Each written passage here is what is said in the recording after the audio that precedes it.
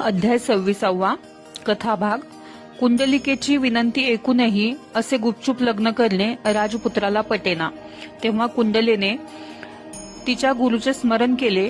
त्या क्षणी गुरु प्रकट झाले आणि त्यांनी त्या दोघांचा तिथेच विधीपूर्वक विवाह लावून दिला।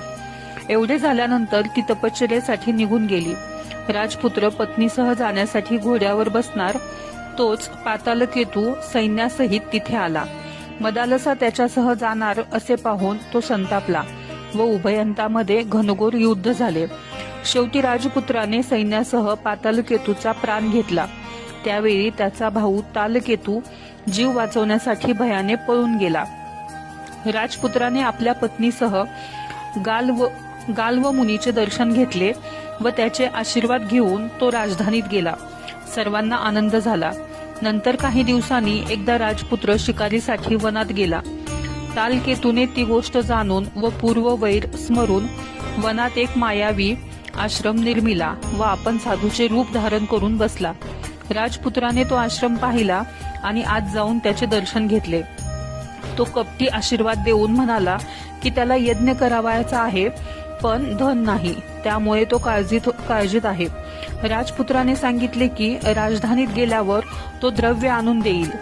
तालकेतू म्हणाला की फक्त यज्ञापुरतेच धन मला पाहिजे आहे, जास्त नको। तुझ्या गळ्यातील कंठी मिळाली तरी माझी गरज भागेल।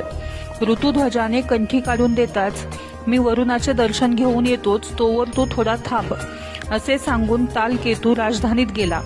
तिथे त्याने राजपरिवाराला सांगितले की तालकेतू बरोबर झालेल्या युद्धात राजकुमार मारला गेला।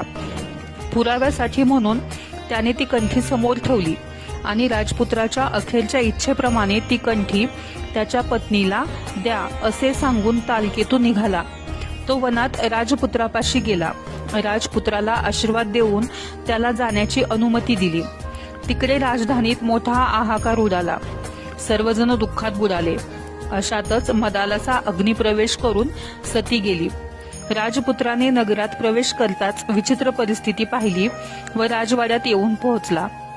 ऋतुध्वज जिवंत आहे हे पाहून राजा आश्चर्याने थक्क झाला। त्याला आनंद झाला, पण मदालसेचे वृत्त कसे सांगावे या विचाराने तो खिन्न झाला।